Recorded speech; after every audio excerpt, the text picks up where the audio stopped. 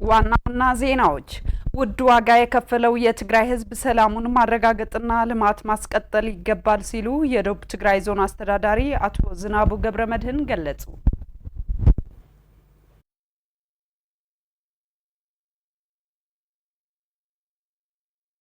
የእርሻ ሜካናይዜሽን አገልግሎት በማስፋፋት የትግራይን እርሻ ዘርፍ ለማዘመን ከባለድርሻ አካላት ጋር እየሰራ መሆኑን የትግራይ እርሻና ተፈጥሮ ሀብት ቢሮ አስታወቀ።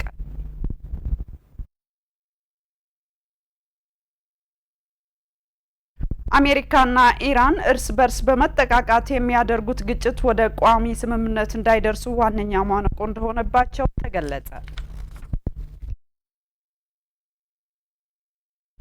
ሰላም ጤና ይስጥልኝ አድማጭ ተመልካቾቻችን፣ አበይት ጉዳዮች በማስቀደም የሰዓቱ ዜናዎቻችን ወደ እናንተ ማድረስ ጀምራለን። ከዜናዎች ጋር ንግስቴ ኃይሉ ቀዳሚ ወዳደረግነው ዜናችን እናልፋለን።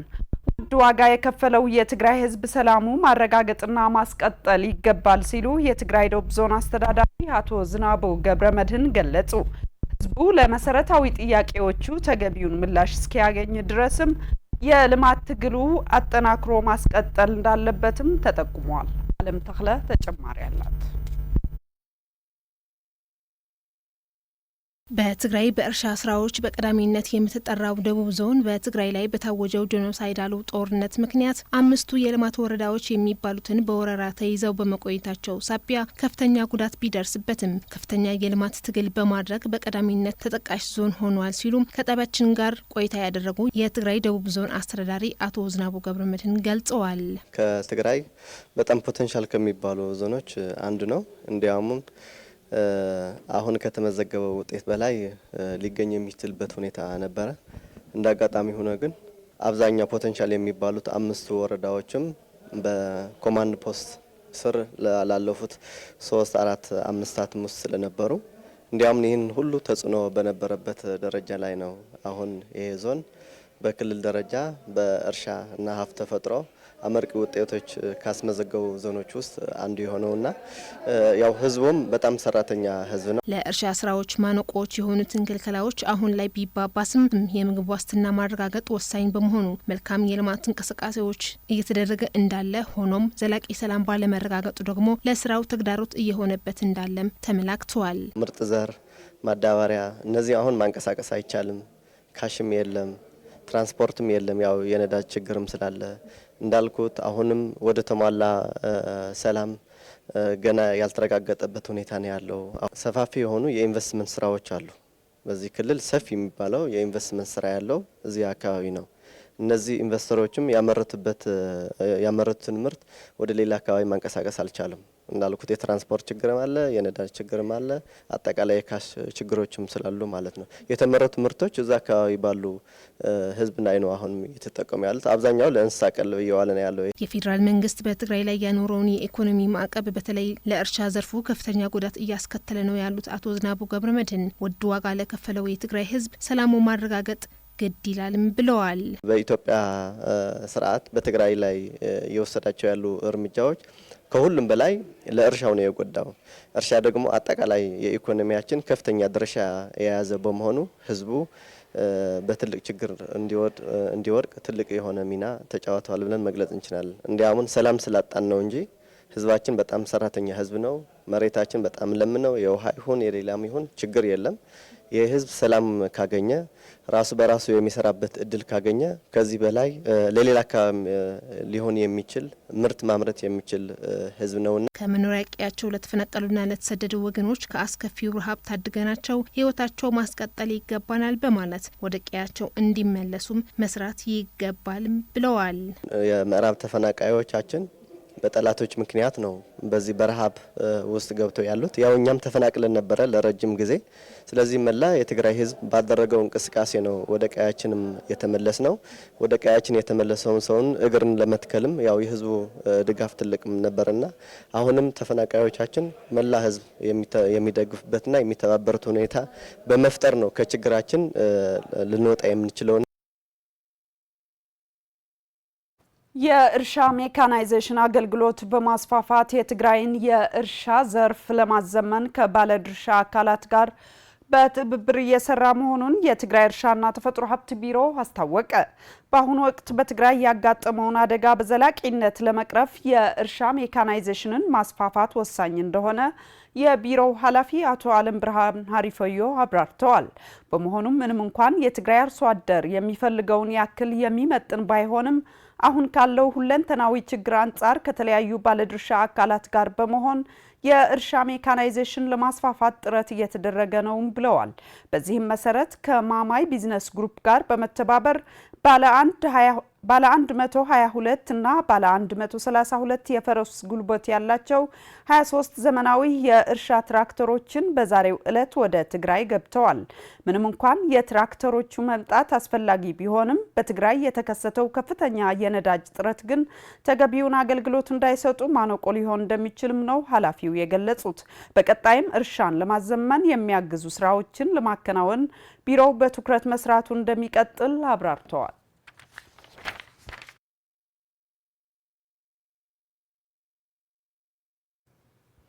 የምግብ ዋስትናን ማረጋገጥ የህልውና ጉዳይ ተደርጎ ሊሰራበት እንደሚገባ ተገለጸ።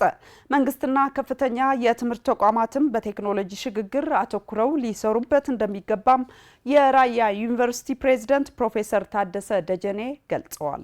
ርግበ ገብረትንሳኤ ተጨማሪ አላት። ጥናቶች እንደሚያመላክቱት በሚቀጥሉት 50 ዓመታት ውስጥ የምግብ ምርት በእጥፍ ሊጨምር ይገባል። በፍጥነት እያደገ ለመጣው የህዝብ ቁጥር የምግብና የተሻለ ኑሮ ፍላጎት ለማሟላት ብሎም የምግብ ዋስትና ለማረጋገጥ በሚደረገው ሂደት ታዲያ በዓለም ውስጥ ያለውን የመሬት ስፋት ማስፋት ስለማይቻል የዚህን ጭማሪ ምርት እውን ማድረግ የሚቻልባቸው መንገዶች መፍጠር እንደሚገባም ይገለጻል። በተለይ ደግሞ በጦርነት በተጎዱ ትግራይ የመሰሉ አካባቢዎች የምግብ ዋስትናን የማረጋገጥ ጉዳይ ቅድሚያ ሊሰጠው እንደሚገባ ነው የራያ ዩኒቨርሲቲ ፕሬዚዳንት ፕሮፌሰር ታደሰ ደጀኔ የሚገልጹት። ትልቁ ነገር በተለይ አሁን ትግራይ በብዙ ነገር ከጦርነቱ ምክንያት ባለው በፖለቲካ ሁኔታ ወደ ኋላ በጣም ቀርተና ያለ ነው እና እንደ ዜጋ እንደ ነዋሪ ብዙ የሚቆጭህ ነገር አለ። መሰራት እየተቻለ ያልተሰራበት ነገር ነው ያለው። በተለይም በምግብ ራስን መቻል የሚለው ነገር እጅግ የመጀመሪያና ቅድሚያ ነው ያለው። ስለዚህ በምግብ ራስ መቻል ስንል ምንድነው? መሬት ከአመት አመት እየቀነሰ ነው የመጣው። ስለዚህ ምን እናድርግ? ምክንያቱም አሁን ምንድነው ከተወሰነ ጊዜ በኋላ ፖፑሌሽን ክራሽ ሊያመጣ ይችላል። ምን ማለት ነው? ህዝብ ቁጥር እየበዛ የሚበላ ከሌለ ግን ሰው ለእርስ በርሱ ሊበላል ማለት ነው። በአንድ ሀገር የተሻለ የምግብ ዋስትና መረጋገጥ አለ ለማለት በጥቂቱ በቂ የምግብ አቅርቦት፣ የህብረተሰቡ የተሻለ የመግዛት አቅምና እነዚህ ሁኔታዎችን በተረጋጋ መልኩ በዘላቂነት ማግኘት ሲችል መሆኑ ይታወቃል። ይሁን እንጂ በተለይ በትግራይ በጦርነትና በክልከላ እንዲሁም በኑሮ ውድነት ምክንያት ከእጅ ወደ አፍ የሆነ ኑሮ ለመግፋትም አዳጋች የሆነበት ሁኔታ ይስተዋላል። በመሆኑም በምግብ ራስን የመቻል ጉዳይ መንግስት የቅድሚያ ትኩረት ሊሰጠው እንደሚገባም ነው ፕሮፌሰር ታደሰ የጠቆሙት። ምን መደረግ አለበት ብሎ ፖለቲከኞችም መንግስት ማሰብ ያለበት በምግብ ራስ መቻል የሚለው የቅድሚያ ሊሰጠው የሚገባ ጉዳይ ነው። መጀመሪያ ዜጋም ምግብ ማግኘት አለበት። ውጭ ሀገር አሁን ብትሄድ ለምሳሌ ከደሞዝህ 10% በላይ አታወጣም ለምግብ። እኛ ጋር ግን ምንድን ያለው 95% ለምግብ ነው የምታወጣው። ስለዚህ በዚህ መልክ መቀጠል የለበትም። ስለዚህ መሰራት ያለበት በምግብ ራስ መቻል ነው። በምግብ ራስ መቻል እንዳልነው መሬት መጨመር አንችልም። ስለዚህ ያችን ያለችን መሬት ግን በአግባብ መጠቀም የሚለውን ነው። ቴክኖሎጂን በመጠቀም ውጤታማ ስራ መስራት እንደሚቻልም አመላክተዋል። ውሃ ደግሞ ባላግባብ እንደምንችል አሁን ምሳሌ እኛ ጋር የተጠቀምነው ዛሬ ድሪፕ ኢሪጌሽን ነው፣ ጠብጠብታ መስኖ የሚለው ነው። በትንሽ ውሃ አመት ሙሉ ምርት ማግኘት የምትችልበት መንገድ ነው። ስለዚህ እነዚህን ቴክኖሎጂዎች ሁሉም ተባብረን ከሰራን ውጤት እናገኛለን፣ ተስፋም አለ። በቴክኖሎጂ ሽግግርና አጠቃላይ የምግብ ዋስትና ለማረጋገጥ በሚደረገው ጥረት መንግስት፣ ከፍተኛ የትምህርት ተቋማትና የምርምር ማዕከላት በቅንጅት መስራት እንደሚገባም ተመላክቷል።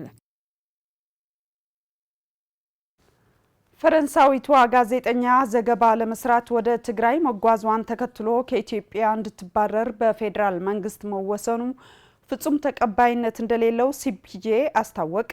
ሲፒጄ ድርጊቱ በኢትዮጵያ ውስጥ በሚንቀሳቀሱ ጋዜጠኞችና ዓለም አቀፍ መገናኛ ብዙሃን ላይ እየተጣሉ ያሉ ጭቆናዎችን ማሳያ ነው ሲልም የውሳኔውን አሳሳቢነት ገልጿል። ይርጋ ተክለ ሚካኤል ተጨማሪ አለው።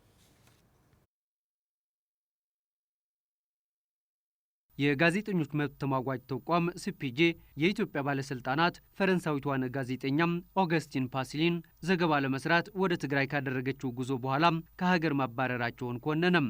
ሲፒጄ ባለስልጣናቱ ውሳኔውን በመቀልበስ ጋዜጠኛዋ በሀገሪቱ ውስጥ ዘገባ መስራቷን እንድትቀጥል እንዲፈቅዱላት መጠየቁን ነው አዲስ ስታንዳርድ የዘገበው።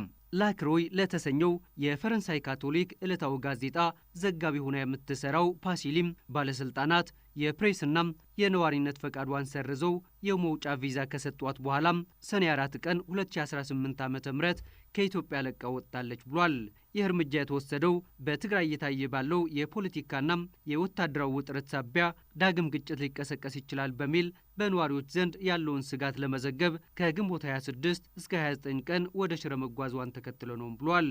ጋዜጠኛዋ ወደ አዲስ አበባ እንደተመለሰች በኢትዮጵያ መገናኛ ብዙሃን ባለስልጣን ተጠርታ ምርመራ እስኪደረግ ድረስ የስራ ፈቃዷ መታገዱ ተገልጾላት እንደነበር ያስታወቀው አዲስ ስታንዳርድ ከቀናት በኋላም የኢሚግሬሽንና ዜግነት አገልግሎት ሰነዶቿ እስከ መስከረም ወር ድረስ የሚያገለግሉ ቢሆንም የፈቃድ ማረጋገጫዋንና የነዋሪነት ፈቃዷን በሙሉ ተሰርዟል ብሏል።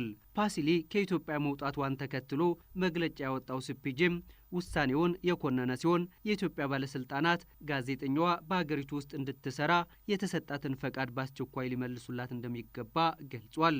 ተቋሙ ውሳኔውን በኢትዮጵያ ውስጥ በሚንቀሳቀሱ ጋዜጠኞችና ዓለም አቀፍ መገናኛ ብዙሃን ላይ እየተጣሉ ያሉ ሰፋ ያሉ ገደቦች አካል ነው ሲል ገልጾታል። የሲፒጄ አፍሪካ ዳይሬክተር አንጀላ ኩዊንታል በሰጡት መግለጫም ኢትዮጵያ ኦገስቲን ፓሲሊን ከሀገር ማባረሯ ባለስልጣናት በይፋ እንዲመረመር ወይም እንዲወራበት የማይፈልጉትን ከፍተኛ የፖለቲካና የደህንነት ጠቀሜታ ያለውን የትግራይን ወቅታዊ ሁኔታም በመዘገቧ የተወሰደም ግልጽ የበቀል እርምጃ ነው ብሏል። አክሎም ባለስልጣናቱ የፓሲልን የጋዜጠኝነትና የነዋሪነት ፈቃድ በአስቸኳይ ሊመልሱላት ይገባል፣ እንዲሁም ወደ ኢትዮጵያ ተመልሳም ዘገባዋን እንድትቀጥል ሊፈቅዱላትና ገለልተኛ ጋዜጠኝነትን ለመቅጣት የቁጥጥር ስልጣናቸውን መጠቀም ማቆም አለባቸው ሲሉ አሳስበዋል። ይህ እርምጃ የተወሰደው በኢትዮጵያ በሀገር ውስጥና በዓለም አቀፍ መገናኛ ብዙሃን ላይ እየተጣሉ ያሉ ገደቦችን በተመለከተም ስጋቶች እየጨመሩ በመጡበት ወቅት ነው። በየካቲት ወር 2026 እንደ አውሮፓ አቆጣጠር እውቅና ያለው የአጃንስ ፍራንስ ፕሬስ ወይም ኤኤፍፒ ጋዜጠኛም ከአዲስ አበባ ወደ ሽረ ሊጓዝ ሲል የአየር ማረፊያም የደህንነት ሰራተኞች ከውጭ ጉዳይ ሚኒስቴር የተሰጠም ፈቃድ የለውም በሚል ጉዞውን አግደዋል። ጋዜጠኛው ወደ ክልሉ ለመጓዝ አቅዶ የነበረው በወቅቱ ዳግም ያገረሸው ውጥረት ወደ ግጭት ሊያመራ ይችላል የሚል ስጋት በፈጠረበት ወቅት ነበር በማለትም ዘገባው አስታውሷል። በወቅት የተጣለው ይህ ገደብ የተሰማው የሮይተርስ የዜና ወኪል በኢትዮጵያ ውስጥ የሱዳን የፈጣን ድጋፍ ኃይል ወይም አርኤስኤፍ የስልጠና ማዕከል መኖሩን የሚገልጽ ዘገባ ካወጣ በኋላም ኢትዮጵያ የሶስት የሮይተርስ ጋዜጠኞችን የስራ ፈቃድ ላለማደስ መወሰኗን ተከትሎ ነው። የጋዜጠኞች መብት ተሟጋች ሲፒጄም እርምጃውን የፕሬስ ነጻነት ጥሰት መሆኑን በመግለጽ ድርጊቱ በኢትዮጵያ ውስጥ ዓለም አቀፍ መገናኛ ብዙሃንን ኢላማ ያደረጉ ገደቦች እያየሉ መምጣታቸውን የሚያሳይ ነው ብሏል። ይህ የሚዲያ መብት ተሟጋች ተቋም አክሎም በቅርብ ዓመታት ውስጥ በርካታ ጋዜጠኞች ለእስራት ወይም ለእውቅና እገዳ እርምጃዎች መዳረጋቸውን አመልክቷል። በታህሳስ ወር 2024 እንደ አውሮፓ አቆጣጠር ለጀርመኑ ዶቼ ቬሌም የሚሰሩ ሁለት የሀገር ውስጥ ጋዜጠኞች ፈቃዳቸው በቋሚነት የታገደ ሲሆን ለቢቢሲ ዘጋቢዎች ስራ ፈቃዳቸው ሳይታደስ ቀርቷል። እንዲሁም የአዲስ ስታንዳርድና የዋዜማ ራዲዮ የስራ ፈቃድ መሰረዙ ይታወሳል ብሏል። ይህ እርምጃ የተወሰደው በኢትዮጵያ ውስጥ ስላለው የብዙሃን መገናኛ ነጻነት አጠቃላይ ስጋቶች በበረቱበት ወቅት ነው። የካቲት ወር የኢትዮጵያ መገናኛ ብዙሃን ባለስልጣን የአዲስ ስታንዳርድን የምዝገባ ምስክር ወረቀት የሰረዘ ሲሆን ይህ ውሳኔም በአሁኑ ወቅት በፍርድ ቤት ተይዞ ይገኛል። ይህ በእንዲህ እንዳለም ሲፒጄና ሌሎች የፕሬስ ነጻነት ተሟጋች ድርጅቶች ገለልተኛ መገናኛ ብዙሃንንና ጋዜጠኞችን ኢላማ ባደረጉ እርምጃዎች ላይ ያላቸውን ስጋት ገልጿል በማለት ነው የአዲስ ስታንዳርድ ዘገባ ያመላከተው። በሰሜን አይርላንድ ቤልፋስት ከተማ በሺዎች የሚቆጠሩ ሰዎች ዘረኝነትን በመቃወም በአደባባይ ሰልፍ ማካሄዳቸውን ተገለጸ። ባለፈው ሳምንት ቤልፋስት ከተማ በስለት የተፈጸመን ጥቃት ተከትሎ በተነሳ ተቃውሞ ሰዎች መኖሪያ ቤታቸውን ለቀው ለመውጣት መገደዳቸውን ይታወሳል። በትላንትናው ዕለት በከተማዋ የጸረ ዘረኝነት ሰላማዊ ሰልፍ ተካሂዷል። የስለት ጥቃቱን ተከትሎ ቤቶችና መኪኖች ሲቃጠሉ የህዝብ ትራንስፖርትም ተቋርጧል። ቱጌዘር ኤገንስት አጌንስት ሄት በተባለ ንቅናቄ አማካኝነት በሺዎች የሚቆጠሩ ሰዎች በቤልፋስት ማዘጋጃ ቤት ተሰባስበዋል። ፖሊስ ሰልፈኞቹን ለማስተናገድ አውራ ጎዳናዎችን ዘግቷል። ዘረኝነትን ተዋጉ፣ ስደተኞችን እንኳን ደህና መጣችሁ፣ ነውጥ ቤልፋስትን አይወክልም የሚሉና ሌሎችም መፈክሮች በሰልፉ ታይተዋል። የፖለቲካ ፓርቲዎችና የሰራተኞች ማህበራት ዘረኝነትን ለመቃወም በተጠራው ሰልፍ ላይ መገኘታቸውን መገናኛ ብዙሃን ዘግበዋል።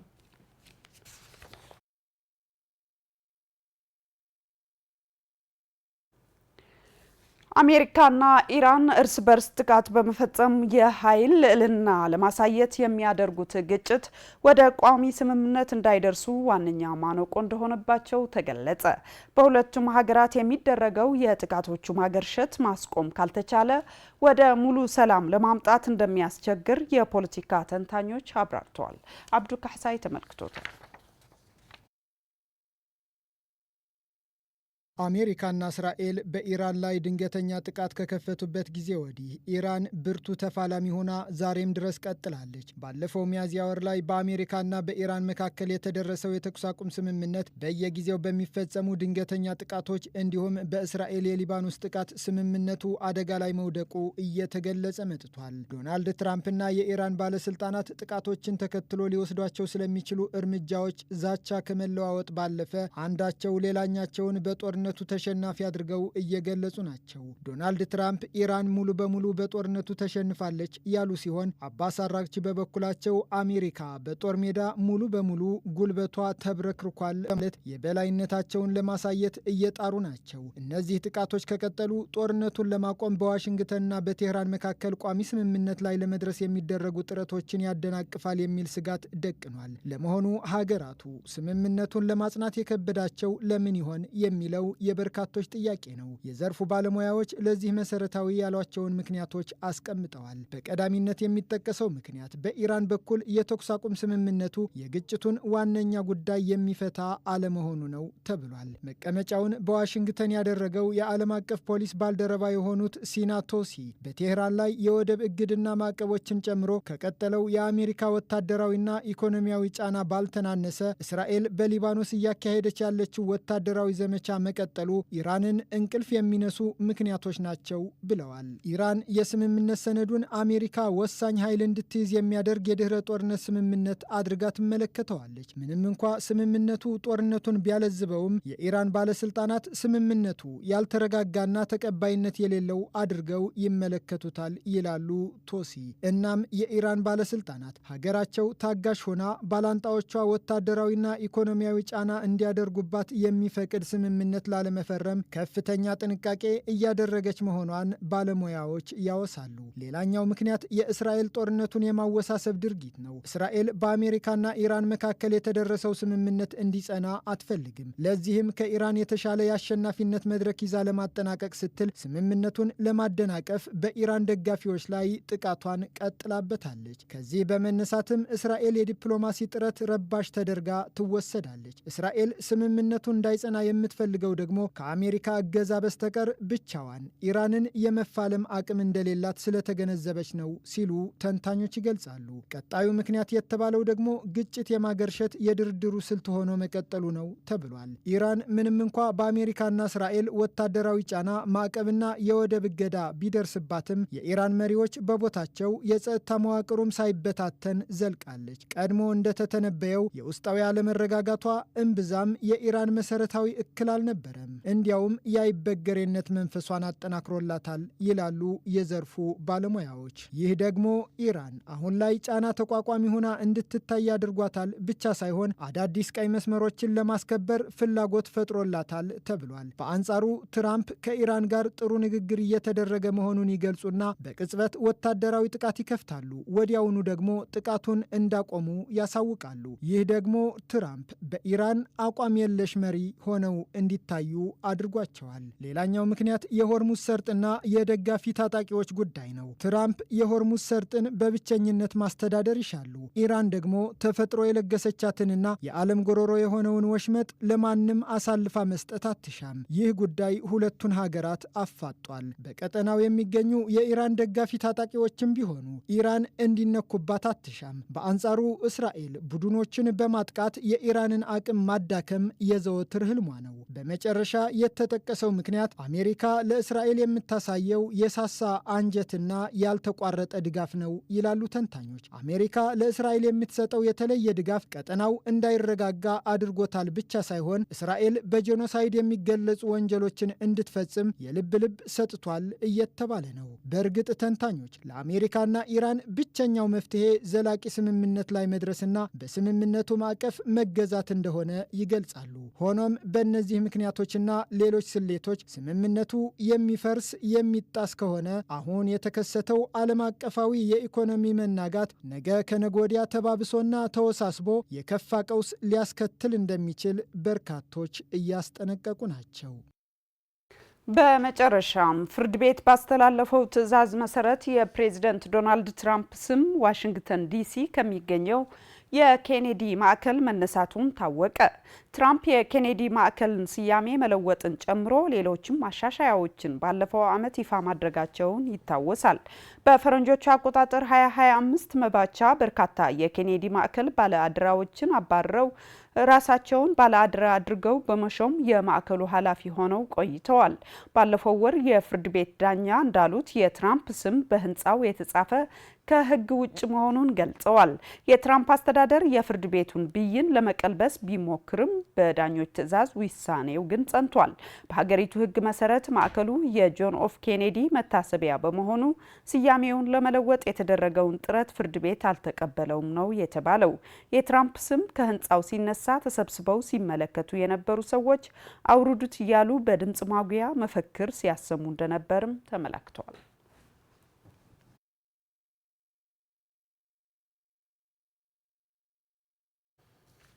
ተመልካቾቻችን የምሽቱ ዜናዎቻችን በዚህ ቋጨን። ለነበራችሁ ጊዜ እናመሰግናለን። ጤና ይስጥልኝ።